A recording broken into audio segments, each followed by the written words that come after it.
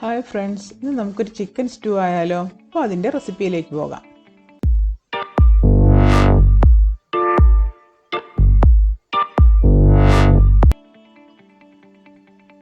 അപ്പം നമുക്ക് ചിക്കൻ സ്റ്റൂവിന് എന്തൊക്കെയാണ് വേണ്ടതെന്ന് നോക്കാം. മിക്കവാറും എല്ലാവരും ഉണ്ടാക്കുന്നതാണ് ചിക്കൻ സ്റ്റൂ. എന്നാലും ഞാൻ ഉണ്ടാക്കുന്നത് എങ്ങനെയാണെന്ന് നിങ്ങളുമായിട്ടൊന്ന് ഷെയർ ചെയ്യാം. ഞാനതിന് നീളത്തിലരിഞ്ഞ വെളുത്തുള്ളി, നീളത്തിലരിഞ്ഞ ഇഞ്ചി, കുറച്ച് പച്ചമുളക്, കറിവേപ്പില, പിന്നെ കുറച്ച് മസാലകൾ: ചെറിയ ജീരകം, വലിയ ജീരകം, കറുവപ്പട്ട, കുരുമുളക്, ഗ്രാമ്പു, ഏലക്ക. ഇതെല്ലാം ഞാൻ ഒരു 1/2 ടീസ്പൂൺ വെച്ചാണ് എടുത്തിരിക്കുന്നത്.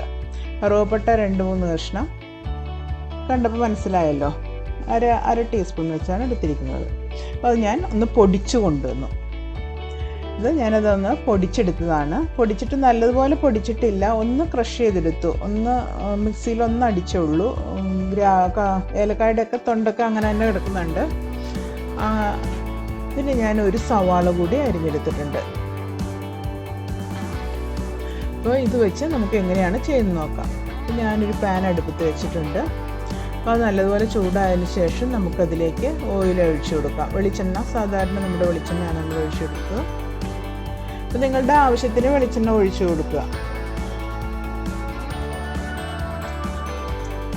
ഇനി അതിലേക്ക് ഞാൻ അരിഞ്ഞു വെച്ചിരിക്കുന്ന സവോള നീളത്തിലാണ് അരിഞ്ഞത്.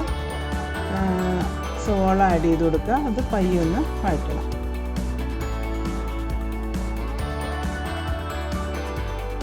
പതിയൊന്ന് വാടിയാൽ മതി. 1-2 പ്രാവശ്യം ഒന്ന് ഇളക്കുക. ഇനി അതിലേക്ക് ബാക്കിയുള്ള ചേരുവകളെല്ലാം കൂടി നമുക്ക് ആഡ് ചെയ്ത് കൊടുക്കാം.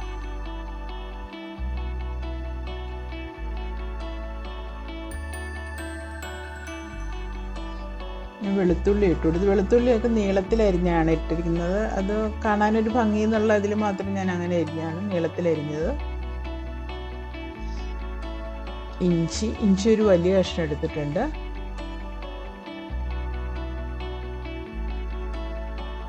പച്ചമുളക് ഒരു 4 എണ്ണമാണ് ഞാൻ എടുത്തിരിക്കുന്നത്, ചെറുതാണ്.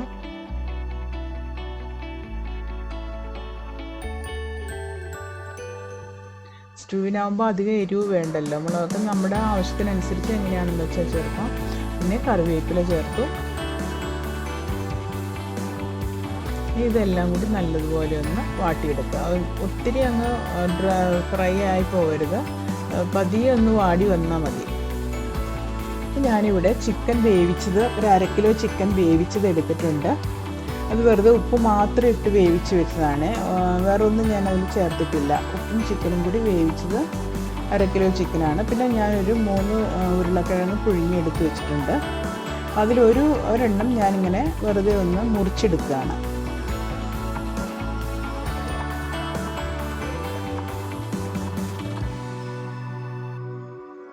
അത് നമുക്ക് വേറൊരു പാത്രത്തിലേക്ക് മാറ്റി വയ്ക്കാം.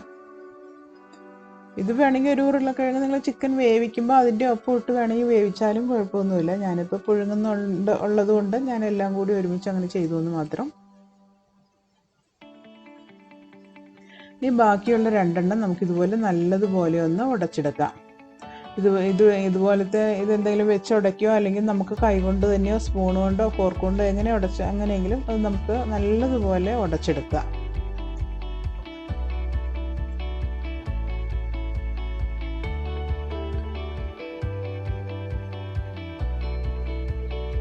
ശരിക്കും നല്ലപോലെ ഉടച്ച് ഒന്ന് റെഡിയാക്കി എടുക്കുക. അപ്പോൾ നമ്മുടെ ഉള്ളിയുടെ വഴന്ന് വന്നിട്ടുണ്ട്. ഇതുപോലെ പതിയെ ഒന്നായാൽ മതി.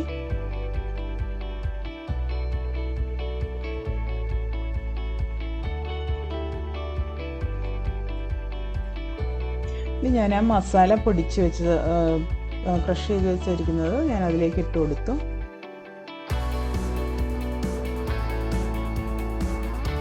പയ്യെ ഒന്ന് മൂത്താൽ മതി. ഒന്ന് ചൂടായി കഴിയുമ്പോൾ നമുക്ക്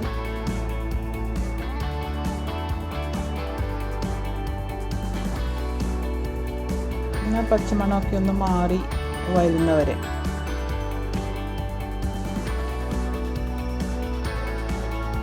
ചിക്കൻ ആഡ് ചെയ്ത് കൊടുക്കാം.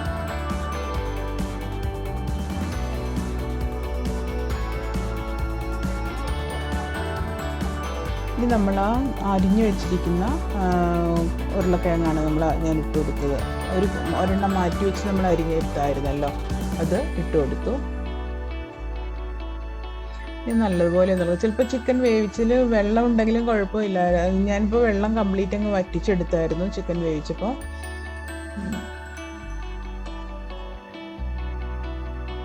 മസാലയിലിട്ട് ഒന്ന് നല്ലതുപോലെ ഒന്ന് ഇളക്കിയെടുക്കുക.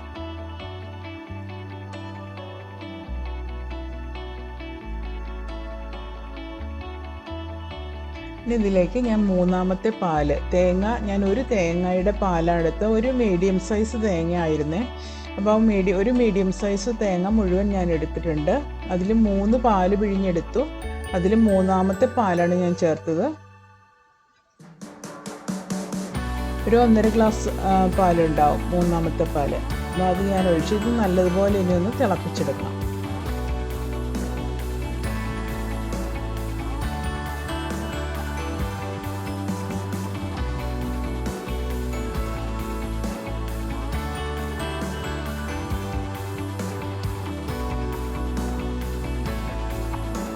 ചിക്കനിന് ഒരുപാട് വേവൊന്നും വേണ്ട, നമ്മൾ ഓൾറെഡി വേവിച്ചെടുത്തതാണ്. നല്ലതുപോലെ ഒന്ന് തിളച്ച് മസാലയൊക്കെ ഒന്ന് പിടിച്ചാൽ മാത്രം മതി.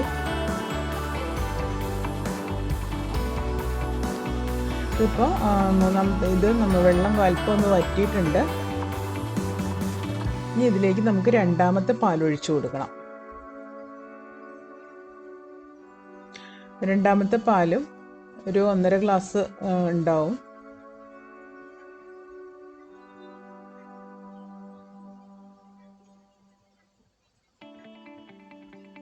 അതും ഒന്ന് തിളപ്പിച്ച് നമുക്ക് ഒന്ന് തിളച്ച് വന്നാൽ മതി. ഈ സമയത്ത് നമുക്ക് ഉപ്പ് കുറവാണെങ്കിൽ ആവശ്യത്തിനുള്ള ഉപ്പിടണം. നമ്മൾ ചിക്കനിൽ ഉപ്പിട്ടാണ് വേവിച്ചത്. പിന്നെ കിഴങ്ങിൽ നമ്മൾ പുഴുങ്ങിയപ്പോൾ ഞാൻ ഉപ്പിട്ടിട്ടുണ്ടായിരുന്നില്ല. അപ്പോൾ അതിലേക്കും ഗ്രേവിയിലേക്കും കൂടെ വേണ്ട ഉപ്പ് നമുക്ക് ഇട്ട് കൊടുക്കാം.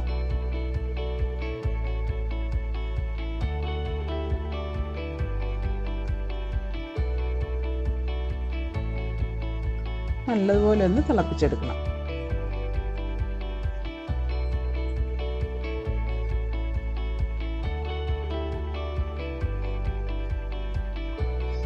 നല്ലതുപോലെ തിളച്ച് പതിയൊന്ന് കുറുകി വന്നിട്ടുണ്ട്.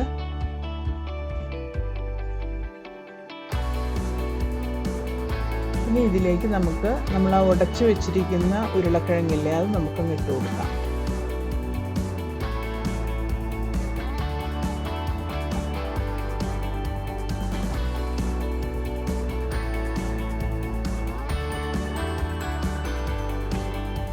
ഇത് നമുക്ക് അതിലേക്ക് ഗ്രേവിയിലേക്ക് നല്ലതുപോലെ അങ്ങ് ഉടച്ച് ചേർക്കണം.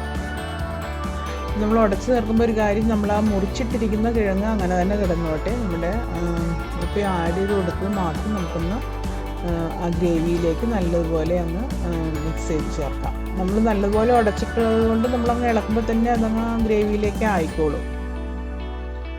നല്ലതുപോലെ കുറുകി ഒരു നല്ല തിക്കായിട്ടുള്ള ഗ്രേവി ആയിട്ട് വരും.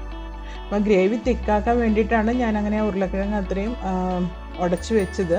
പിന്നെ വേണമെങ്കിൽ നമുക്ക് മൈദയോ അരിപ്പൊടിയോ എന്തെങ്കിലും കുറുക്കി ചേർക്കാം. പക്ഷേ എനിക്ക് അതിലൊക്കെ ടേസ്റ്റായിട്ട് തോന്നിയിട്ടുള്ളത് ഇതുപോലെ ഉരുളക്കിഴങ്ങ് ചേർക്കുമ്പോഴാണ്. അതുകൊണ്ടാണ് ഞാൻ അങ്ങനെ ചെയ്യണേ.